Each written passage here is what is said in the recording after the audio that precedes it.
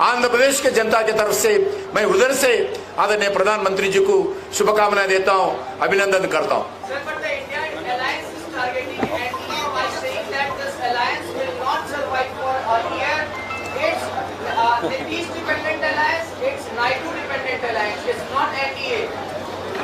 जो समझना चाहिए उनके साथ क्या है, इंडिया अलायंस में क्या है। कोई पार्टी हमारा जितना सीट है उतना सीट कांटेस्ट नहीं किया कांग्रेस पार्टी, वो आज भाषण दे रहे।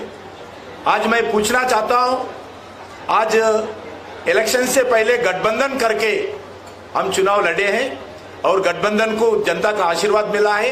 ये प्रजातंत्र का अपमान करना, इंडी नेतृत्व का जो बात करे वो प्रजातंत्र का अपमान है। గెలిపించడం జరిగింది। గత శాసనసభ ఎన్నికల్లో 8 స్థానాలు, ఇప్పుడు జరిగినటువంటి పార్లమెంట్ ఎన్నికల్లో 8 స్థానాలు భారతీయ జనతా పార్టీని ఆదరించి గెలిపించారు। అందుకే వచ్చేటువంటి శాసనసభ ఎన్నికలు ఎప్పుడు వచ్చినా కూడా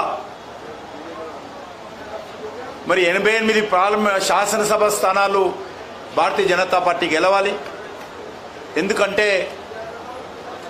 అనేక అసెంబ్లీ పార్లమెంట్ నియోజకవర్గాలకు సంబంధించినటువంటి పునర్విభజన జరగనున్నది కాబట్టి మనకు మంచి అవకాశం ఉంటుంది। ఈ పునర్విభజన తర్వాత పూర్తి స్థాయిలో భారతీయ జనతా పార్టీ తెలంగాణ రాష్ట్రంలో అధికారంలో రావడానికి మరి అందరము అంకిత భావంతో పనిచేయాల్సి ఉంటుందని ఈ సందర్భంగా మనయేస్తున్నాను। మండు టెండలను కూడా లెక్క చేయకుండా పార్టీ కార్యకర్తలందరూ ఎంతో కష్టపడి పనిచేశారు కాబట్టి ఈరోజు మనం తెలంగాణ నుంచి 8 స్థానాలు పొందడం జరిగింది। మరి ప్రత్యేకంగా ఈరోజు ప్రధానమంత్రి గారికి, భారతీయ జనతా పార్టీ అధ్యక్షులైనటువంటి జగత్ ప్రకాష్ నడ్డా గారికి నేను తెలంగాణ భారతీయ జనతా పార్టీ తరఫున హృదయపూర్వకమైనటువంటి కృతజ్ఞతలు తెలియజేస్తా ఉన్నాను।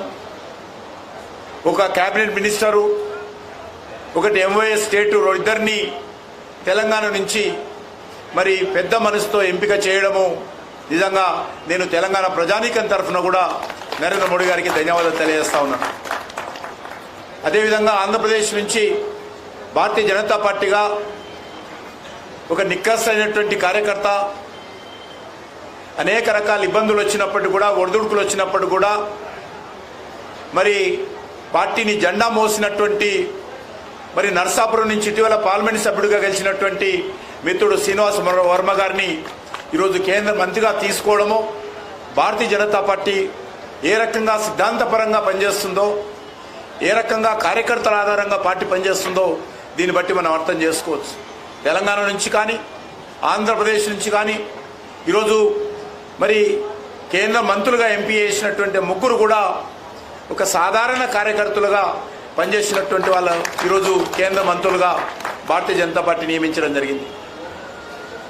దేశంలో ఏ రాజకీయ పార్టీ కూడా ఈ రకంగా మరి సాధారణ కార్యకర్తలను మరి గల్లీ నుంచి ఢిల్లీ వరకు తీసుకొచ్చి ఢిల్లీలో మంత్రులుగా చేసినటువంటి పరిస్థితి ఏ రాజకీయ పార్టీలో లేదు। మాకెవరికి బంధుత్వం లేదు, మాకు సంబంధించినటువంటి వ్యక్తులు ఎవరు కూడా ఎమ్మెల్యేలు కానీ ఎంపీలు కానీ రాజకీయ పార్టీలో కీలక బాధ్యతలు ఎవరు లేరు। కానీ మరి ఎవరు లేకపోయినప్పటికీ కూడా సిద్ధాంతమే ఈరోజు మాకు ఊపిరి, మరి పార్టీ కార్యకర్తలే మా కుటుంబం అనే విధంగా ఈరోజు పార్టీ కార్యకర్తలను ఏ రకంగా ఎంపిక చేసిందో ఇది ఒక భారతీయ జనతా పార్టీలోనే సాధ్యమవుతుందనే విషయాన్ని కూడా ఈ సందర్భంగా మనయేస్తున్నాను।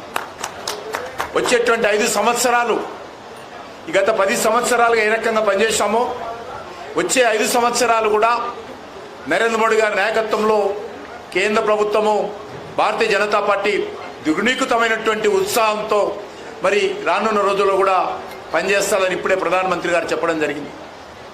ఏదైతే ఎన్నికల్లో హామీ ఇచ్చామో సంకల్ప పత్రం పేరుతో దేశ ప్రజలకు భారతీయ జనతా పార్టీ ఏదైతే హామీ ఇచ్చిందో, ఎన్డీఏ ఏదైతే హామీ ఇచ్చిందో వాటిని తూచా చెప్పకుండా ఆ యొక్క సంకల్ప పత్రాన్ని అమలు చేసే విషయంలో భారతీయ జనతా పార్టీ అంకితభావంతో పనిచేస్తుందని